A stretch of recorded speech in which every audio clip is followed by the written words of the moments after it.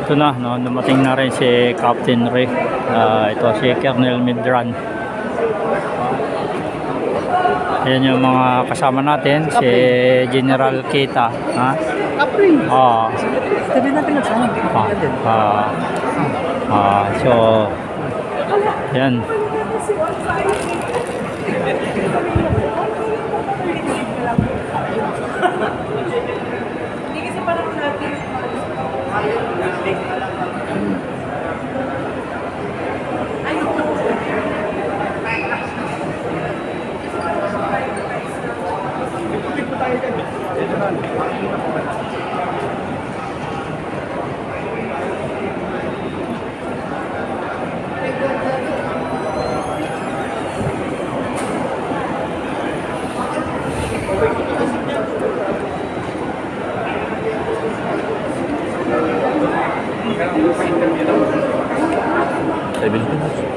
Relax naman po. Captain rin.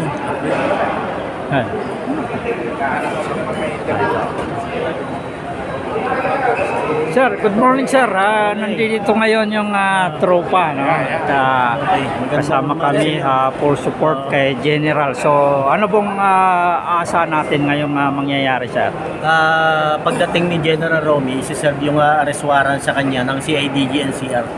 So malamang ang proseso nito, Camp Crame na. Doon ang diretso natin. So hinihintay na lang natin yung arrival, pero hindi natin malaman kung dito idadaan o doon sa may VIP lane pa ron eh. So yun ang inaabangan natin. So malalaman natin mamaya pag-process sa Camp Crame sa CIDG Head Office NCR. So available naman itong kaso, kaya lang ang masakit rito, ang inaasahan natin aarestuhin yung mga involved sa malawakang corruption. Mga buhaya. Kaso ang ngayon ng inaresto, yung sumisigaw ng katotohanan, doon tayo nagtataka eh. Baliktad, no? Baliktad yung nangyayari. Tutukan natin ito dahil yung maalis. Supportahan natin si General Romy. Ano ba yung ikinasa kay General Romy? Dalawa yun yung rebellion at saka inciting to sedition. Yung rebellion is na-dismiss ng korte yun at naiwan itong inciting to sedition. Ang pinagmulan, yung mga posting niya sa Facebook at yung mga pronouncement niya sa rally. So, hindi naman pronouncement lang ni General Romy yun, pronouncement ng taong bayan yun. Sentimiento ng taong bayan. So, meron talagang problema sa gobyerno natin. Pero billable yung kaso na yun, sir? Billable naman yung kaso. Kaya lang ang masakit ron, bakit yung mga nagsasabi ng katotohanan, yun ang ginigipit at kinakasuhan. Samantalang yung mga nagkurap ng bilyon-trilyon, malaya pa ngayon na i-divert na nila yung mga ninakaw nila sa ibang bansa, ibang lugar. So, tutukan natin ito, tayong alis at hintayin natin dumating si General Romy. Ano po yung masasabi nyo na bawal na rin pong magsabi ng BBM? Hindi pa pwede yun. Magkakagulo pag kayo ng ginawa nila. Ibig sabihin yan, wala na tayong maasahan sa executive branch, wala na tayong maasahan sa legislative branch, judicial, ganun rin, wait and see. Alam ng buong bayan, ang AAP, hindi man lahat, PNP, karamihan, nabayaran rin. Saan tayo papunta kung di lumaban? Wala namang hayaan natin na yung konting natitira natin dignidad, mawala pa. Kasi di natin maprotektahan yung nag-iisa nating buhay. Si Remulla Ombudsman, kung magsasabi na bawal mag-BBM resign ay ang Supreme Court, yun na. Kung Supreme Court ang magsasabi na bawal magsalita, hindi pa rin pwede. Hindi pa rin. Kasi binigyan tayo ng Diyos ng bibig para magsalita eh. That is a violation. Magbabawal na batas na magsalita tayo sa totoo lang. Basta ang sinasabi natin katotohanan. Pero itong ginagawa nila kay General Poke, sir, ito ay tuloy-tuloy pa rin si Sir Poke ng... mag-iigting ang galit ni General Romy at tayo rin sa United People's Initiative, lalo mag-iigting ang galit natin. Dahil malinaw naman ito pagsupil sa kalayaan natin magpahayag ng katotohanan. So lalo tayong lalaban at lalo hindi tayo titigil. Susupil ng walang sa Bill of Rights natin. Yan ang gawin natin. Salamat. Maraming salamat din sa inyo. Maraming salamat si Captain Ray, no? At yan yung kanilang binigay sa atin. At punta naman tayo dito at kuha rin tayo ng pahayag dito. Si General Garcia nandito na. May nagnakaw eh. Merong hindi tumupad sa kanilang sinumpaan. duty sa bayan, para sa taong bayan, para sa bayan. Oh, ay bakit hindi yun ang habulin? Bakit yung mga lumalaban para sa katarungan,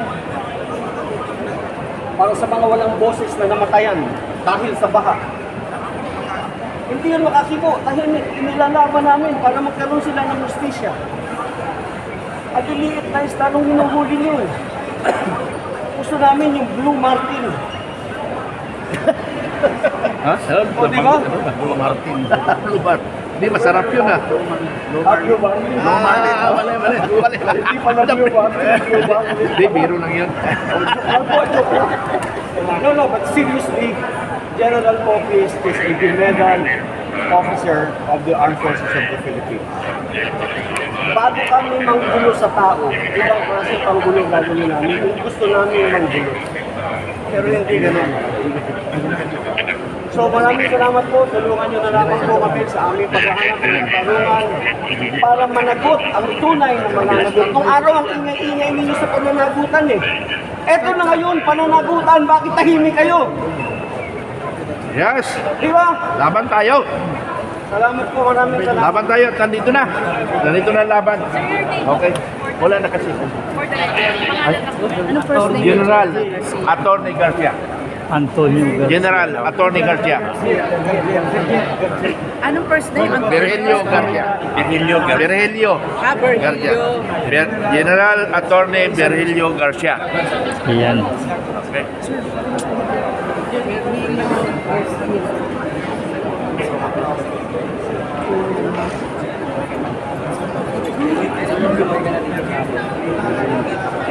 Sir, military general. Yes, Jango officer ng Armed Forces. Siya yung abogado dati ng Armed Forces.